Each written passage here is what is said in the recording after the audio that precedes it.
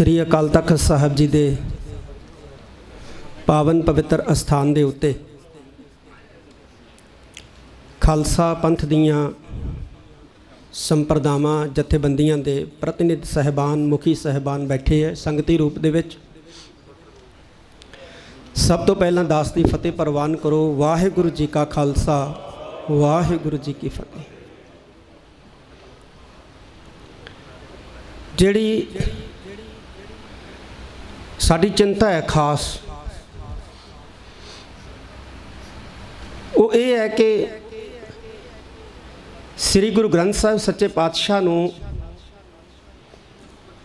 एक किताब का रूप देने का यतन हो रहा है या किताब समझण का या समझाउण का यतन हो रहा है पूरे विश्व के अंदर। ये साडी चिंता है क्योंकि जिस किस्म दीयां हरकतां हो रही ने, जिस किस्म का व्यवहार हो रहा है,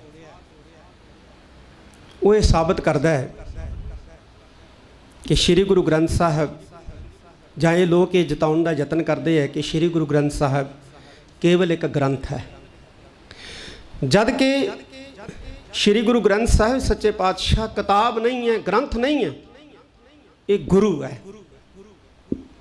तो जे गुरु है तो फिर गुरु का सत्कार, गुरु का मान, गुरु का अदब ये होना लाजमी है।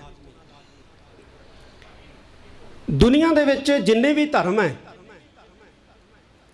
उन्हां धर्मां दे धर्म ग्रंथ है और कोई भी विज्ञानक आधार के उत्ते या भाषा के आधार के उत्ते या व्याकरणिक नियमों के आधार के उत्ते अपने धार्मिक ग्रंथों की तब्दीली नहीं करता। क्यों?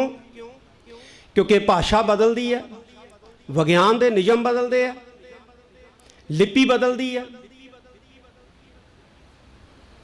तो की हर बार असी 100 साल बाद जो भाषा बदल गई, लिपि बदल गई तो असी गुरु ग्रंथ साहब दे विच चेंजेस करन लग जाएंगे, तब्दीलियां करन लग जाएंगे? ये नहीं होना। सानू किते ना किते इस गल दे उत्ते रोक लाउणी पएगी। मानयोग सिंह साहिब ज्ञानी रघबीर सिंह जी ने दस ही दिता है। मैं एक बारी फिर इहो ही आप सब संगतां नूं अपील करनी चाहुंदा कि एक तो असी जो बोलना है तो फोकस जिहड़ा रखना है वो केवल जिस इशू के उत्ते अज ये इकट्ठ बुलाया है उस इशू के उत्ते रखना। बहुत सारे इशू है जिहड़े समय समय के उत्ते इस तरह दीयां एकत्रता कामां करके आने वाले समय च आपां छेड़ते रहांगे, लेकिन अज इस इशू तो असी पासे जाण दा जिहड़ा यतन नहीं करना, क्योंकि आम तौर पर हुंदा ही यही है कि जिस इशू के उत्ते एकत्रता होंदी है उस इशू नूं छड्ड दित्ता जांदा है। कोई होर इशू फड़ के असी बहस दे विच पै जांदे हैं जिहदा नतीजा निकलदा है कि मीटिंग जिहड़ी है वो बेनतीजा रह जाती है। मैं सारियां दा बहुत तह दिलों धन्नवाद करदा कि तुसीं श्री अकाल तख्त साहब जी के सद्दे दे उत्ते अज इकट्ठे होए हो, मतभेद भुला के इकट्ठे होए, क्योंकि जो गुरु ग्रंथ साहब महाराज का मसला आ जाए उत्थे साडे दरम्यान कोई डिफरेंसिस नहीं रहने चाहिए, सानू इकट्ठे होना चाहिए और तुसीं इकट्ठे होए हो। मैं इसलिए तुहाडा जिहड़ा वो तह दिलों धन्नवाद करदा। भाषा बड़ी सहज बड़ी निमरता वाली आपां रखनी है, क्योंकि श्री अकाल तख्त साहब के स्थान पर बैठे हैं, गुरु हरगोबिंद साहब महाराज का तख्त है और बाहर इस मीटिंग का जिहड़ा प्रभाव है वो पॉजिटिव जाए और असी कुछ ना कुछ कढ़ सकीए। अज असी ये जानना चाहुंदे हैं कि ये कारज रुकना नहीं चाहिए। जे इस नूं इत्थे ना रोकिया गया, कल नूं कोई भट्टां दे सवैये बाहर कढ़ के गुरु ग्रंथ साहब महाराज स्वरूप छाप देगा, परसों कोई भगत बाणी बाहर कढ़ देगा, तो उस तो बाद कोई बाकी बाणियां बाहर कढ़ दित्तियां जाणगियां।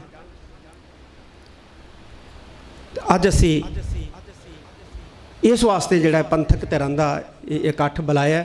मैनूं उम्मीद है कि तुसीं इस मसले जरूर योग रावां जिहड़ियां अपणियां दिओगे, योग सुझाव दिओगे और उन्हां सुझावां ते योग रावां दी रोशनी दे विच फिर असी जिहड़ा कोई ठोस फैसला जिहड़ा है वो लवांगे। पंत सिंह साहिबान अज हाज़र ने, तख्त श्री हरमंदर जी पटना साहिब, तख्त श्री हजूर साहिब नादेड़ साहब तो भी प्रतिनिधि सिंह साहिबान आए ने। तो मैं फिर अपील करदा कि एक आपां समय का ध्यान रखना है, तो दूसरा ਆਪਾਂ ਜਿਹੜਾ ਹੈ ਜ਼ਾਬਤੇ ਦੇ ਵਿੱਚ ਰਹਿਣਾ ਹੈ ਔਰ ਇਸ਼ੂ ਜਿਹੜਾ ਜਿਸ ਇਸ਼ੂ ਦੇ ਉੱਤੇ ਅਸੀਂ ਇਕੱਤਰਤਾ ਬੁਲਾਈ ਹੈ ਉਸ ਇਸ਼ੂ ਦੇ ਉੱਤੇ ਜਿਹੜਾ ਕੇਂਦਰਿਤ ਰਹਿਣ ਦਾ ਯਤਨ ਕਰਨਾ ਹੈ। ਮੈਂ ਮਾਨਯੋਗ ਸਿੰਘ ਸਾਹਿਬ ਗਿਆਨੀ ਰਘਬੀਰ ਸਿੰਘ ਜੀ ਨੂੰ ਕਹਾਂਗਾ ਕਿ ਉਹ ਮੰਚ ਦੀ ਜਿਹੜੀ ਹੈ ਉਹ ਸੰਚਾਲਨ ਕਰਨ, ਇੰਨੇ ਸ਼ਬਦ ਪ੍ਰਵਾਨ ਕਰਨ। ਇੱਕ ਵਾਰੀ ਫੇਰ ਸਾਰਿਆਂ ਦਾ ਬਹੁਤ ਬਹੁਤ ਧੰਨਵਾਦ। ਵਾਹਿਗੁਰੂ ਜੀ ਕਾ ਖਾਲਸਾ, ਵਾਹਿਗੁਰੂ ਜੀ ਕੀ ਫਤਿਹ।